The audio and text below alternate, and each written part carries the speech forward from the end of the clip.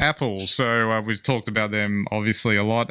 They've released a whole bunch of products in recent months. Now there's talk of the iPhone XR sales not living up to expectations because it was pumped up as the volume phone because it was at a lower price point.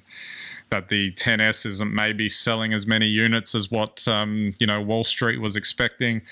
It just and of course there's the big shock horror, Apple is not going to report the numbers of iPhones sold every quarter anymore. They're just going to report the financial results. And I just find this whole story amusing because I think Apple's going to be all right somehow, and whether or not it's just a whole sort of beat up to just like make a story out of nothing. They've been raising the average selling price and convincing people, and I have to count myself in that as well because I've been still buying their stuff to pay more for their products, saying that we're making them better than ever. We're making them better than, well, this is their story, of course. It's all arguable, making them better than anyone else. Arguably, the chips that they're making on their own, particularly for the iOS devices, they're like, they're really, really solid performers. The one that's in the iPhone and the current iPads are apparently MacBook Pro level performance. Wow. So, although iOS is not really taking much advantage of that at the moment, apparently. So, I'm just wondering why this keeps coming back. That they're not going to hurt from this. They're going to they're still going to be making truckloads of money out of all of this. It's not the end of the world. So why do these stories keep coming back? And I think this one just relates to the investment idea. That if you bought Apple at a $1 trillion company or whatever it was, then now the price is falling. Because remember, a lot of the American companies don't pay dividends. So, it's pure speculation on the price and trading those shares. So, I don't know. People get really wrapped up in this. Once upon a time, only a few people had shares. No one cares. Now everyone's digging for gold wherever it is. And, it just, I think it's really manipulation of the market because this is in somebody's interest. But, I think at least the XS and XR raised some interest in phones.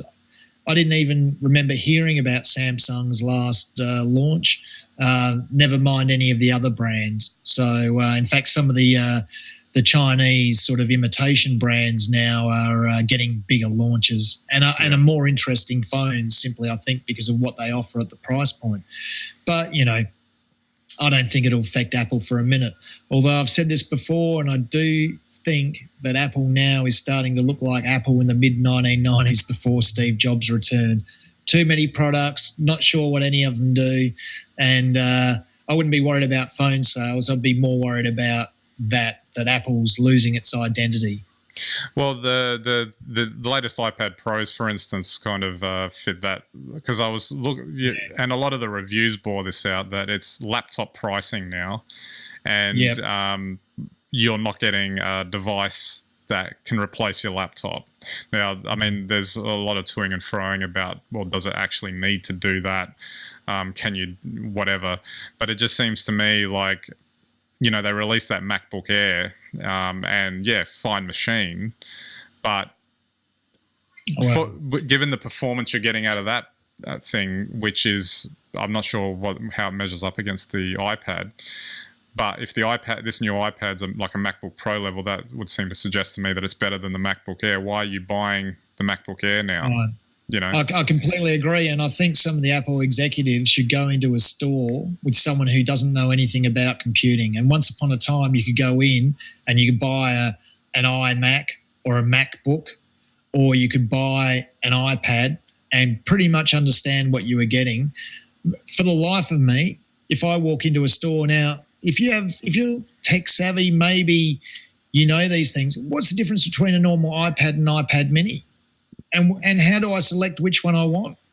And then why would I go to an iPad Pro? Do I need to? I'm not a pro.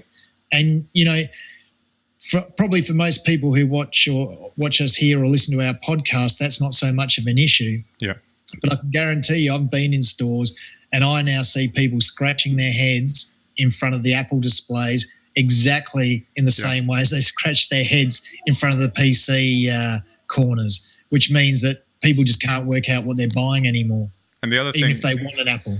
The other thing too that I'm a bit concerned about is like you got the overall pricing and what you're getting for that price. The 12-inch MacBook is the one that really bothers me because it really isn't a performer. Like obviously it's good for day-to-day tasks, and if you want that ultra light, put it in, sort of your backpack type thing and you won't even notice it's there type laptop, then it's great.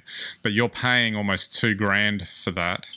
And for me, at least maybe I'm old school here, but once you start spending that kind of money, you want some power. You want some, and I'm just wondering, surely the fact that, I can understand that there's expense in slimming it down to the point that it's at, but I didn't think it was that costly a thing. Particularly when all you have to do is spend maybe $200 more.